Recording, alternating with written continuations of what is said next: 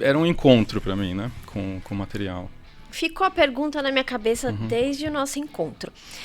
Por exemplo, qualquer pessoa ela pode fazer esse trabalho, ela pode se envolver com a colagem? Sim, certamente.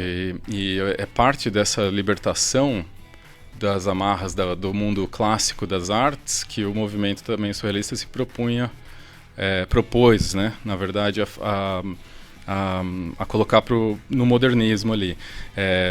Qualquer pessoa, por que é possível que você faça? Porque a colagem é uma metáfora do funcionamento da sua imaginação.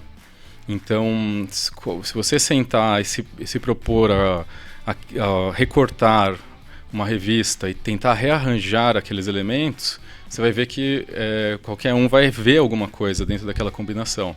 Geralmente um reflexo de você ali, né, no primeiro momento.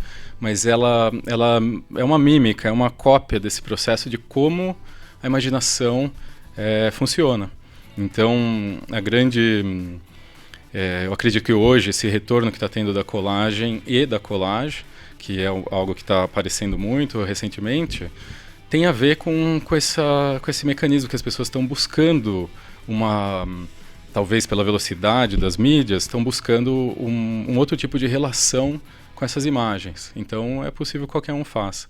E existem alguns exercícios, né, que você pode, por exemplo, se colocar a fazer com a própria linguagem, não necessariamente com os elementos gráficos. A gente pode pensar, por exemplo, que se você se colocar nesse estado mental de questionar a linguagem linear, que seria a linguagem do texto, do discurso, as imagens começam a surgir na sua mente. Então a gente pode até fazer um exercício aqui, se quiser.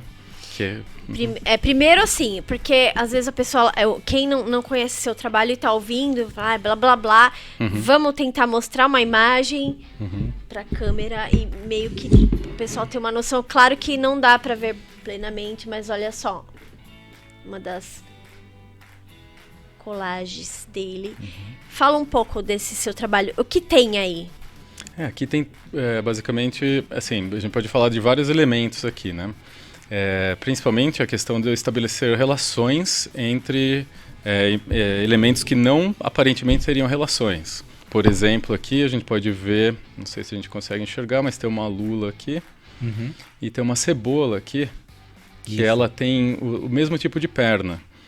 Então, esse estabelecimento de relações que não se trata de uma lógica, né? Se trata de uma questão pela forma, aqui no caso, é o tipo de relações que eu vou estabelecendo com a colagem. Então aqui eu tenho uma mulher tecendo, que é parte no simbolismo, o tecido e a linha representam o texto e também o fio da história, né? Então, dentro de uma imagem dessa, eu vou combinando esses elementos e depois eu enxergo o que foi revelado, não penso antes de fazer. Então aqui eu tava fazendo uma brincadeira que são silhuetas, né? Tanto do pássaro quanto do morcego, que é uma dicotomia aqui, é um oposto. Então se aproxima muito da questão do sonho também, né?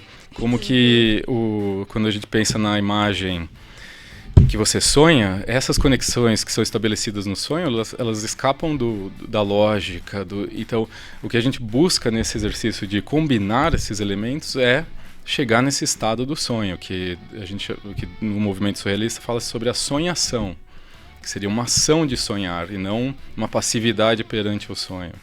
Então, nessa combinação, isso vai acontecendo. Essa aqui, por exemplo, eu acho que ela é muito mais próxima também do sonho, porque não daria para explicar logicamente o que está acontecendo, né? E o que eu vejo nesse processo não necessariamente é o que... eu não vou escrever um título aqui embaixo, porque senão eu escreveria um texto para falar sobre ela.